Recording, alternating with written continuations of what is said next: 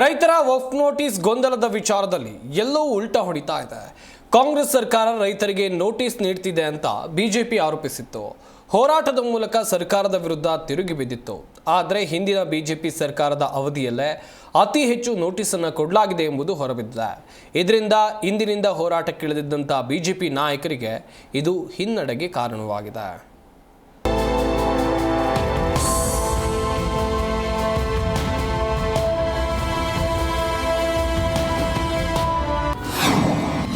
BJP ಅವಧಿಯಲ್ಲೇ ರೈತರಿಗೆ ಹೆಚ್ಚು ವಕ್ಫ್ ನೋಟಿಸ್.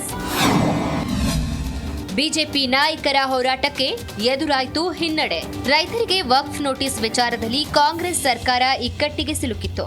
ರೈತರು ಮಠಮಾನ್ಯಗಳಿಗೆ ನೋಟಿಸ್ ಕೊಟ್ಟು ಭೂಮಿ ಕಿತ್ತುಕೊಳ್ಳುವ ಪ್ರಯತ್ನ ನಡೆಸಿದೆ ಎಂದು ಬಿಜೆಪಿ ನಾಯಕರು ಬೊಬ್ಬೆ ಹೊಡೆದಿದ್ರು. ಸರ್ಕಾರದ ವಿರುದ್ಧ ನಿರಂತರ ವಾಕ್ಸಮರ ನಡೆಸಿದ್ರು. ರಾಜ್ಯ ಸರ್ಕಾರದ ನಡೆಯನ್ನ ಖಂಡಿಸಿ ಯತ್ನಾಳ್ ಹೋರಾಟವನ್ನ ಆರಂಭಿಸಿದ್ರು. ಆದ್ರೆ ಇದೀಗ ಹೊರಬಿದ್ದಿರುವ ಮಾಹಿತಿಗಳು ಬಿಜೆಪಿ ನಾಯಕರಿಗೆ ನುಂಗಲಾರದ ಬಿಸಿ ತುಪ್ಪವಾಗಿ ಪರಿಣಮಿಸಿದೆ.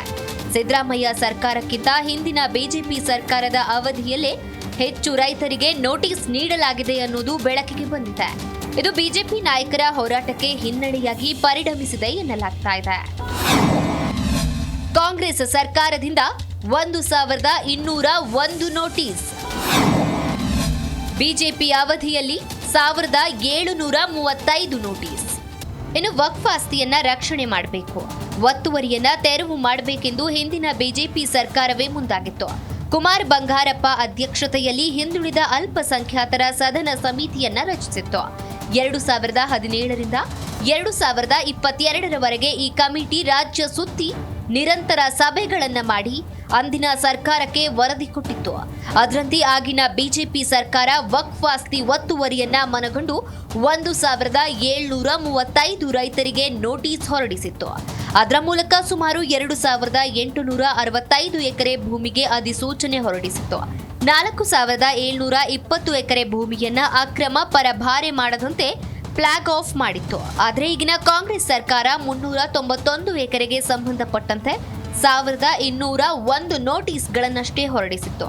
ಬೈ ಎಲೆಕ್ಷನ್ ಹೊತ್ತಲ್ಲೇ ಇದನ್ನ ಬಿಜೆಪಿ ನಾಯಕರು ದೊಡ್ಡದು ಮಾಡಿದ್ರು. ರಾಜಕೀಯ ಲಾಭ ಪಡೆಯೋಕೆ ಹೊರಟಿದ್ರು ಎಂಬ ಆರೋಪಗಳು ಎದುರಾಗಿವೆ. ಪ್ರಚಾರಕ್ಕಾಗಿ ವಕ್ಫ್ ವಿಚಾರವನ್ನ ಮುನ್ನೆಲೆಗೆ ತಂದ್ರು ಎಂದ ಡಿಕೆ.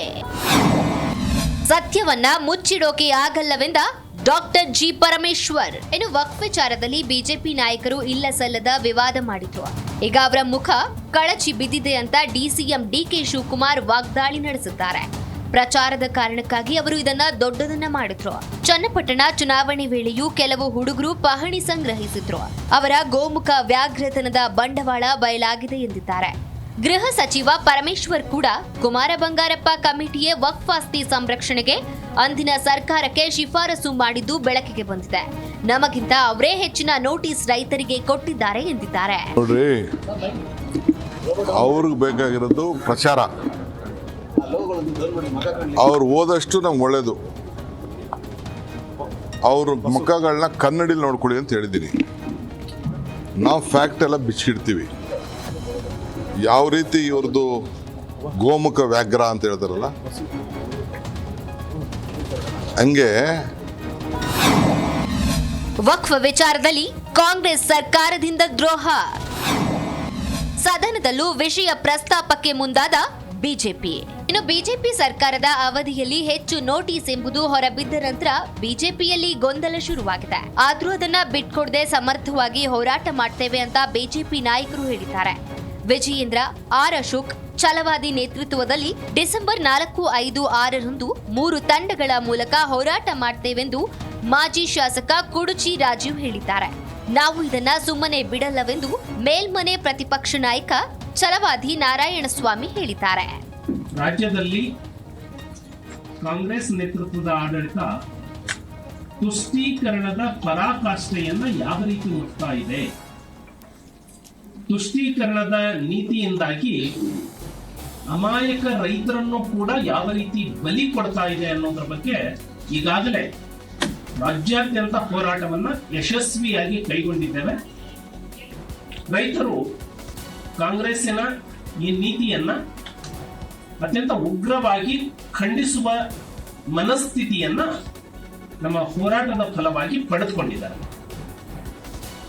ಡಿಸೆಂಬರ್ 9 ಏನು ಅಧಿವೇಶನ ಪ್ರಾರಂಭ ಆಗೋದಿದೆ, ಅಧಿವೇಶನದಲ್ಲಿಯೂ ಕೂಡ ಈ ವಿಷಯವನ್ನ ಭಾರತೀಯ ಜನತಾ ಪಕ್ಷ ಅತ್ಯಂತ ಗಂಭೀರವಾಗಿ ಸದನದ ಒಳಗೆ ರೈತರ ಪರವಾಗಿ ಧ್ವನಿಯಾಗಿ ತನ್ನ ಹೋರಾಟವನ್ನು ಮುಂದುವರಿಸುತ್ತಾ ಯಾವುದು ದಾನ ಕೊಟ್ಟಿದ್ದಾರೆ ಆ ದಾನ ಕೊಟ್ಟಿರೋ ಆಸ್ತಿ ದುರ್ಬಳಕೆ ಆಗಿದೆ. ಆ ದುರ್ಬಳಕೆ ಆಗಿರೋದನ್ನ ವಾಪಸ್ಸು ಒಕ್ಬೋರ್ಡ್ ತಗೊಳ್ಳಿ ಅಂತ ಈಗಲೂ ಬದ್ರಿದ್ದೀವಿ ನಾವು. ದುರ್ಬಳಕೆ ಆಗಿರೋದು ಯಾವುದು ದಾನ ಕೊಟ್ಟಿರೋದು ಬೇರೆ, ಖಂಡರಾಸ್ತಿಗೆಲ್ಲ ಕಣ್ಣು ಹಾಕೋದು ಬೇರೆ. ಈಗ ಮಾಡ್ತಿರೋದು ಖಂಡರಾಸ್ತಿಗೆಲ್ಲ ಕಣ್ಣು ಹಾಕೋ ಕೆಲಸ. ಅದು ನಂದು, ಇದು ನಂದು, ಇದು ನಂದು, ಅದು ನಂದು ಅಂತ. ವಿಧಾನಸೌಧನೂ ನಂದು, ಸಂಸತ್ತು ನಂದು, ದೇವಸ್ಥಾನನೂ ನಮ್ಮದು, ಸ್ಮಶಾನನೂ ನಮ್ಮದು, ಆಸ್ಪತ್ರೆನೂ ನಮ್ಮದು ಅನ್ನೋದಿದೆಯಲ್ಲ, ಆ ಒಂದು ನೀತಿ ಇದೆಯಲ್ಲ, ಅದು ಬಕಾಸುರ ಸಂಸ್ಕೃತಿ ಅಂತ ಹೇಳಿದ್ದು ನಾನು. ಒಟ್ನಲ್ಲಿ ವಕ್ಫ್ ವಿಚಾರದಲ್ಲಿ ಕಾಂಗ್ರೆಸ್ ಸರ್ಕಾರ ರೈತರಿಗೆ ನೋಟಿಸ್ ಕೊಟ್ಟಿದೆ ಅಂತ ಬಿಜೆಪಿ ನಾಯಕರು ತಿರುಗಿ ಬಿದ್ದಿದ್ರು. ಆದರೆ ಇದೀಗ ಕಾಂಗ್ರೆಸ್ಗಿಂತ ಬಿಜೆಪಿ ಅವಧಿಯಲ್ಲೇ ಅತಿ ಹೆಚ್ಚಿನ ನೋಟಿಸ್ ಜಾರಿಯಾಗಿವೆ ಅನ್ನೋದು ಬೆಳಕಿಗೆ ಬಂದಿದೆ. ಹಾಗಾಗಿ ಇದು ಬಿಜೆಪಿ ನಾಯಕರ ಹೋರಾಟಕ್ಕೆ ಹಿನ್ನಡೆಯಾದಂತಾಗಿದೆ. Rajappa Suttur, political bureau, Zee Kannada news, Bengaluru. Zee Kannada news ಈಗ ನಿಮ್ಮ ಮನೆಯಲ್ಲೇ ನೋಡಿ. ಎಲ್ಲ ಕೇಬಲ್ಗಳಲ್ಲಿ ಈಗ ಲಭ್ಯ. ನಿಮ್ಮ ನೆಚ್ಚಿನ ಜಿ ಕನ್ನಡ ನ್ಯೂಸ್ ಈಗ ಸನ್ ಡೈರೆಕ್ಟ್ ನಲ್ಲಿ number 292, Tata play number 1664, Jio TV number 1334, NXT digital number 30, in cable number 30, city networks 51, U digital number 162, GTPL number 17, Rockline telecommunications number 42, Shri Basaveshwara cable number 168, rural cable network 60, Vinayaka digital 57, Abhishek cable 821, city channel 53, Siddeshwara cable network 57, ವಿ4 digital infotech 628, Surya digital networks 53, Gajanan digital number 836, Malnad infotech private limited number 56, metrocast number 830, victory digital number 167ರಲ್ಲಿ ನೋಡಿ ಆನಂದಿಸಿ.